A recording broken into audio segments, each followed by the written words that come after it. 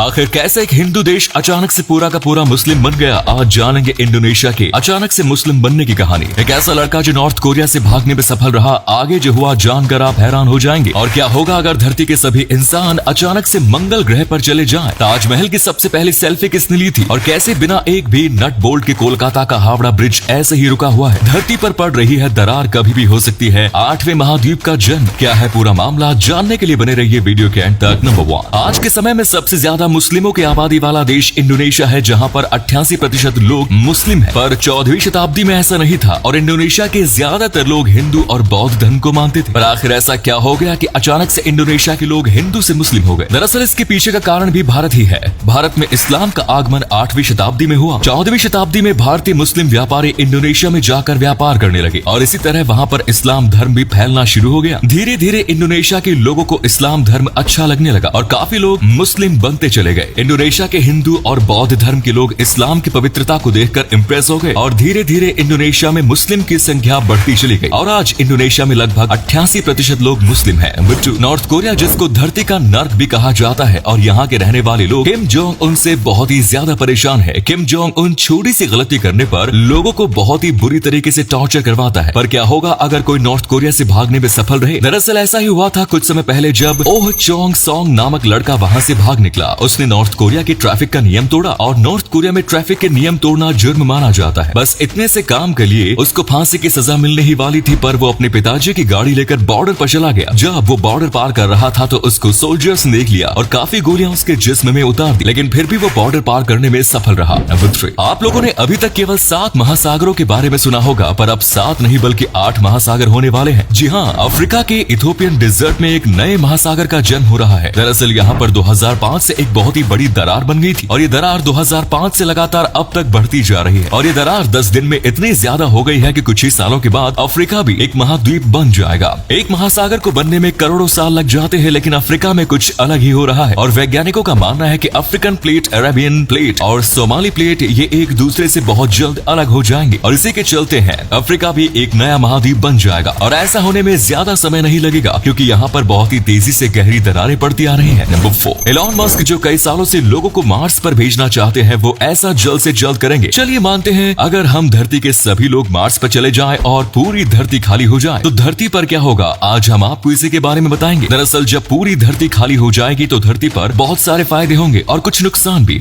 जैसे कि धरती पर बहुत सारी हरियाली आ जाएगी और नए नए पौधे और जीवों का जन्म होगा। धरती पर प्रदूषण बिल्कुल खत्म होने लगेगा और धीरे धीरे धरती पर बहुत सारे नए जीवों का जन्म होगा जो डायनासोर के समय हुआ करते थे और इस प्रकार हमारी धरती पूरी हरी भरी हो जाएगी। लेकिन जो धरती पर न्यूक्लियर बम रखे हुए हैं वो धीरे धीरे फटने लगेंगे, जिससे कुछ जानवर उसके संपर्क में आने से मर जाएंगे और इसी कारण धरती पर रेडिएशन फैलने लगेगा और इससे जानवरों को बहुत ही ज्यादा नुकसान पहुंचेगा। नंबर 5, एक लड़का था जिसकी उम्र 21 साल थी और उसको साइंस में काफी ज्यादा इंटरेस्ट था। वो वैज्ञानिक बनना चाहता था, लेकिन एक दिन स्कूल से बाहर निकलते समय अचानक उसको चक्कर आया और वो जमीन पर गिर पड़ा। लेकिन जब उसको हॉस्पिटल ले जाया गया तो डॉक्टर ने बताया कि इसको एक बीमारी है जिससे इसका पूरा शरीर पैरालिसिस हो जाएगा। ये सुनकर उसके माँ बाप को काफी दुख हुआ और डॉक्टर ने बताया कि इसकी 2 साल के अंदर ही मौत हो जाएगी। लेकिन उस लड़के ने हार नहीं मानी और लगातार मेहनत करता रहा और कुछ समय बाद वो व्हील चेयर पर आ गया, लेकिन उसने PhD हासिल कर ली और काफी मेहनत के बाद वो कैम्ब्रिज नामक यूनिवर्सिटी का प्रोफेसर भी बना। और इतनी कामयाबी मिलने के बाद उसने एक बड़ा हैरान कर देने वाला कारनामा किया। उसने ब्लैक होल और बिग बैंग नामक थ्योरी पर a brief story of time नामक किताब लिखी, जिसे देखकर पूरी दुनिया हैरान रह गई और ये किताब दुनिया में सबसे ज्यादा बिकने वाली किताब बनी और वो शख्स कोई और नहीं बल्कि स्टीफन हॉकिंग थे। नंबर 6, आखिर क्यों स्पेस में रशियन एस्ट्रोनॉट्स अपने साथ एक गन लेकर जाते थे? क्या उन लोगों को एलियन के साथ लड़ाई करनी होती थी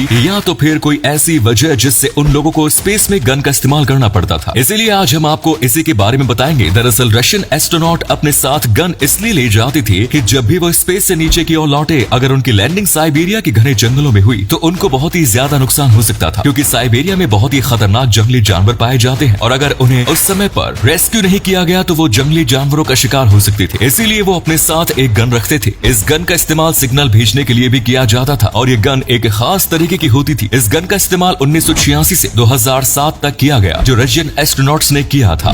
नंबर 7, आजकल के जमाने में कोई भी नई जगह जाता है या फिर ऐसी जगह जाता है जहाँ पर काफी ज्यादा अच्छा लगता है तो हर इंसान सेल्फी तो जरूर लेता है और अब सेल्फी बहुत ही ज्यादा पॉपुलर हो गई है। हर इंसान कहीं भी जाता है तो सेल्फी जरूर लेता है और हमारे भारत की शान ताजमहल में तो लोग जाते ही सेल्फी लेना शुरू कर देते हैं। ऐसे में क्या आपको पता पता है कि ताजमहल की सबसे पहली सेल्फी किसने ली? तो आपको बता दें कि ताजमहल की सबसे पहली सेल्फी जॉर्ज हैरिसन ने ली थी। उस समय सेल्फी का कोई भी दौर नहीं था, क्योंकि उस समय सेल्फी लेना कोई जानता नहीं था। और अगले फैक्ट पर जाने से पहले फोटो को ध्यान से देखिए और बताइए किसका फोटो दिखाई दे रहा है। इससे पता लगेगा आपका दिमाग और आंखें कितनी तेज है। मिलते हैं आपको 5 सेकेंड।